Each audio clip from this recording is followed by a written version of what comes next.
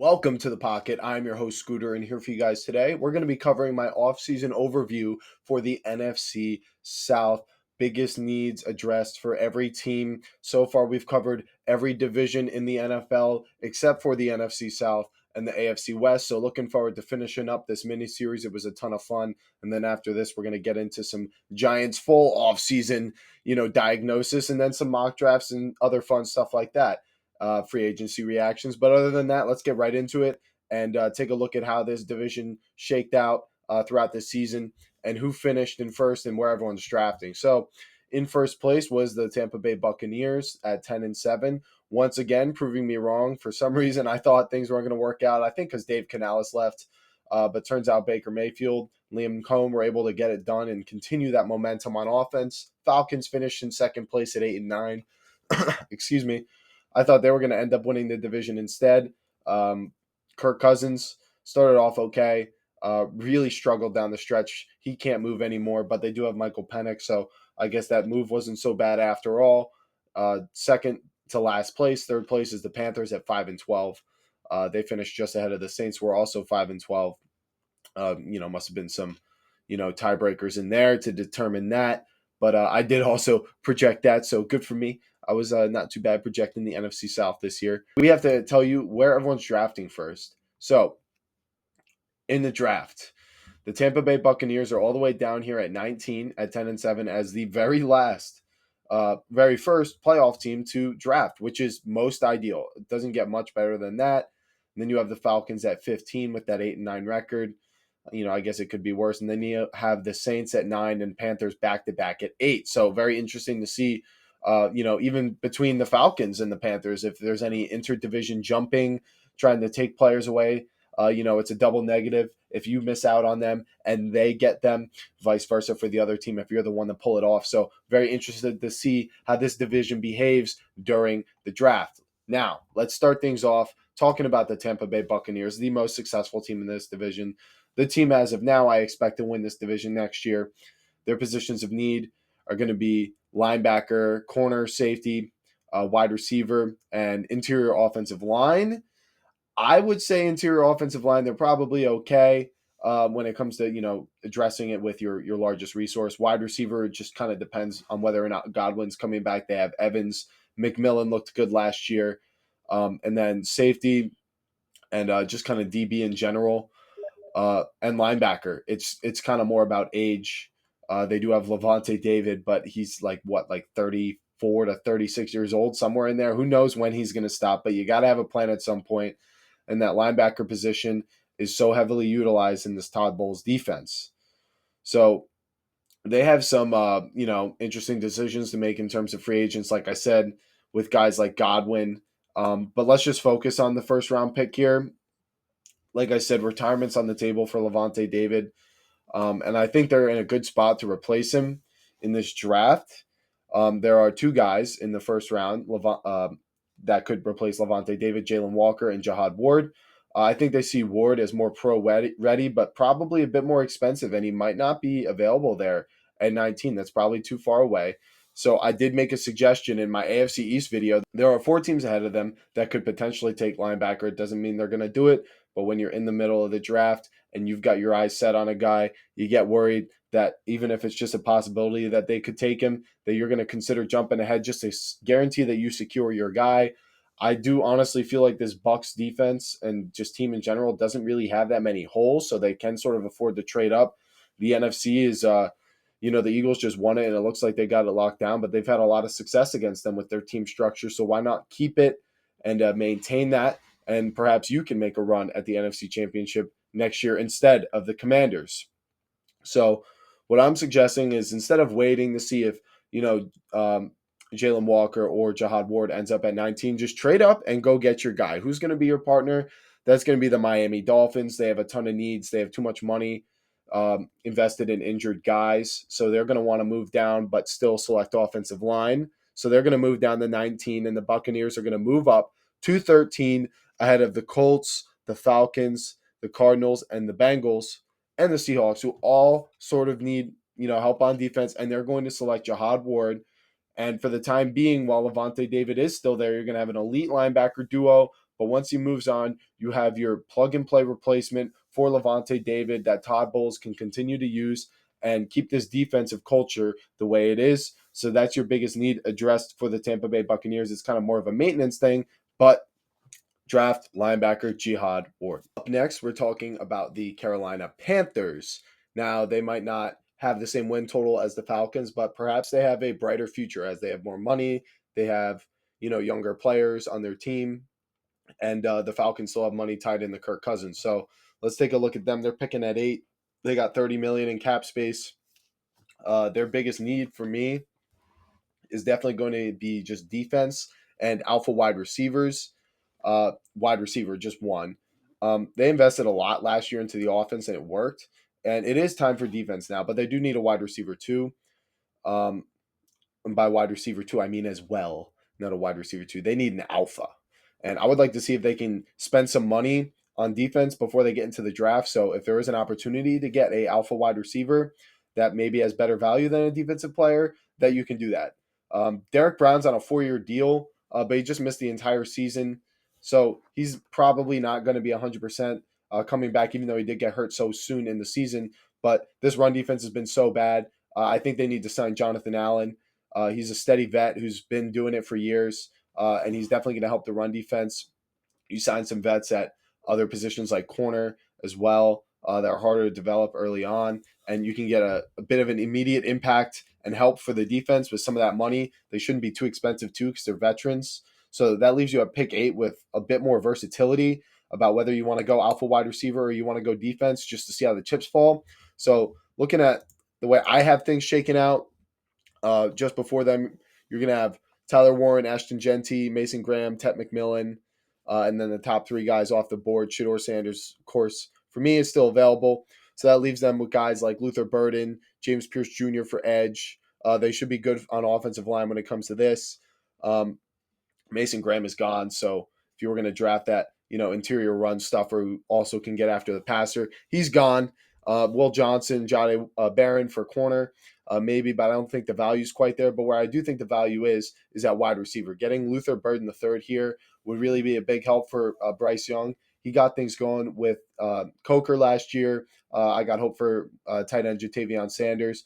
But other than that, you got like 34-year-old, 35-year-old Adam Thielen as your other wide receiver who's stepping in there. And that just can't work. Luther Burden can step in there and be the number 1. Let Coker be the number 2.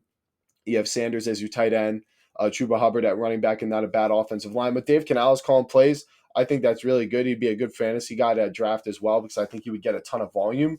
So I think this would be a great move for the Panthers. Get Bryce Young, a number 1 wide receiver. You helped the offensive line improve so much last year, and you hope that that's going to continue. But if you're worried, you can address some of that with some depth later on. I think you need to attack this wide receiver position, use the rest of your picks on defense and, maybe offensive line depth. But that's what I think the Panthers should do is draft alpha wide receiver, Luther Burden the third. Up next, we're going to be talking about the Atlanta Falcons, and their biggest needs is definitely going to be in the front 7, cornerback as well, but I would say more so in the front 7. You can help out your corners that way, getting more of a pass rush, stopping the run. Their big issue as a team is they have negative $5 million in cap space.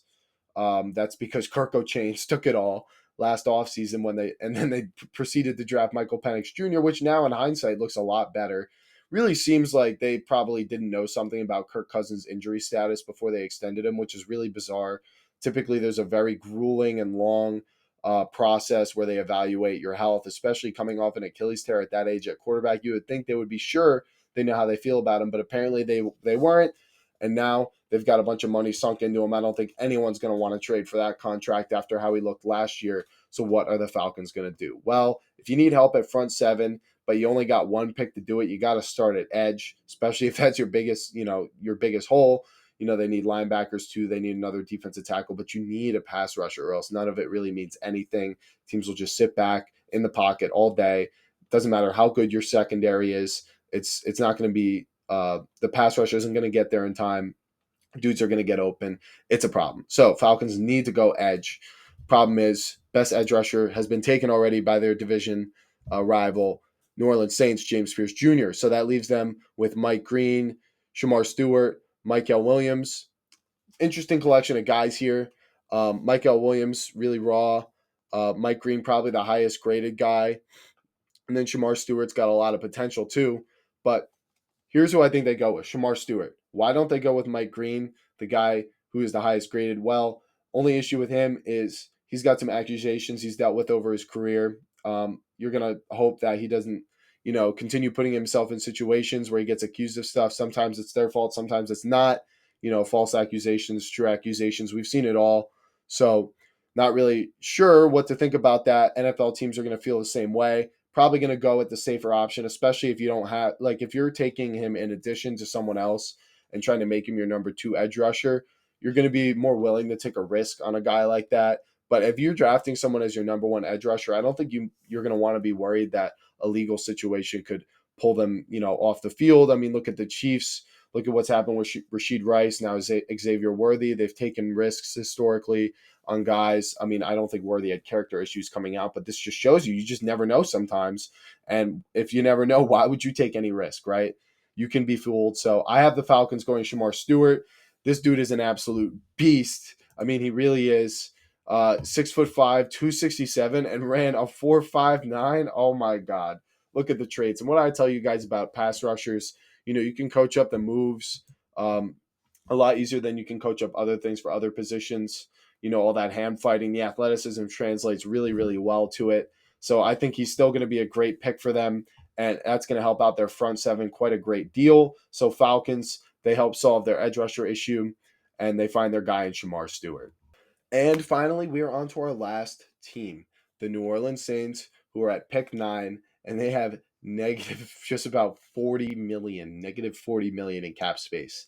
Positions of need for them: corner, edge, wide receiver. Even though they have Olave and Rashid Shaheed, Olave, he might have to retire. He gets too many concussions. Rashid Shaheed had a season-ending injury. I mean, it says tight end, but you got Juwan Johnson, you got Taysom Hill making too much money. Interior offensive line, they had a ton of injuries.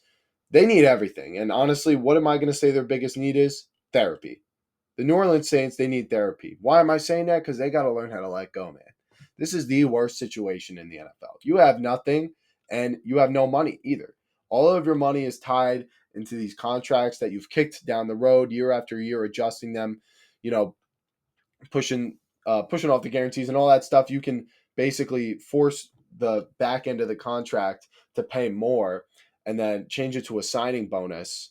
And that's how you kind of like manipulate the cap and avoid it. And like theoretically, you're going over it, right? But either way, this is the consequences. Eventually, you do have to pay that money. And that now you signed Derek Carr thinking he was going to keep this boat floating, and it only got worse. So it just really is tough. They're basically starting from scratch. I think they got to cut a bunch of these guys, trade as many people as they can, and just restart and accept that you're going to be one of the worst teams in the league last year. And if you're not, it's probably because you held on to these contracts, and you're just going to be in the same situation next year. I mean, if you're a team that's like consistently in the playoffs, it makes sense to kind of do this with your contracts. And the Saints were for a really long time a perennial playoff team back when they had Drew Brees, but ever since he's left, they've continued to be stubborn and hold on to these contracts, and it's just been foolish. I mean, you should have known that you weren't going to go back and make a push to the NFC Championship or anything. So why are you doing this to yourself? I don't know. Anyway, let's get into what they should do. If you're going to just draft a position that's just going to help your entire team, you could go offensive line, you could go wide receiver 1, or you can go edge on defense, which I think if you're going to get it from one position, like I said, offensive line is a unit, most important in football, but you can't draft 5 linemen with 1 pick. So most impactful non-QB position, probably edge rusher. So that's all I'm going to have them doing here. You have the Panthers going Luther Burden III right in front of you. Maybe he would have been in consideration for you, but either way, I have the Saints going with James Pierce Jr., who is another guy who has sort of risky character issues, quote unquote. Many people have been coming out with reports trashing this guy, saying he's got like the worst character issues they've ever seen. I haven't dove into it as much as they have, but what I've also seen is that the teammates, they don't really see what these reports are talking about. The coaches say they wouldn't bring in a guy like that under their culture. So, nonetheless, it's being said. So unfortunately for him, teams are they're gonna respect that, and they're gonna say, well, we have to keep this in mind. So he would probably be taken much higher if this wasn't going on, but it is. So I think it's a decent spot for him to fall to, but for a team to say, listen, we need this position. He's the best available. Let's just take him. I think it helps when you have a winning culture if you want to avoid guys like this, kind of going rogue. But I think none of these teams in the top 10 who are going to be taking James Pierce Jr. are going to have a winning culture. I mean, the two teams away, the 49ers would be a good spot for him, but I think he's going to be gone by them. So I have the New Orleans Saints starting from scratch, getting a new edge rusher. He'll learn under Cam Jordan, and they will move forward. New Orleans Saints draft James Pierce Jr. Alrighty, guys, that is going to be all for your NFC South offseason overview. Biggest needs addressed for every team. We've only got one division left, the AFC West. Stay tuned for that video. It's going to come out later today. If you want to see any of the other divisions or you're looking for your team, it's up on my channel. Check my offseason playlist, or I'll have a playlist for this once it's finally complete. You can see needs addressed for every team this offseason. It includes free agency or the draft or both. In some cases, you guys have been seeing me do that. So I hope you guys have enjoyed this video and the series. If you've been following along, please tell me in the comments, what are your thoughts on some of my suggestions? Do you think the Saints need therapy as well and have to learn how to let go? Drop a like on the video if you enjoyed it, and subscribe so you don't miss any of the other content coming out this offseason. The draft is just around the corner, and we're going to have lots of fun stuff coming out. I am a Giants fan. I'll have a Giants full offseason overview. We'll do some mock drafts and stuff like that. And yeah, that's going to be all for this one. Thank you all so much for tuning in. I'll see you in the next one. Peace out.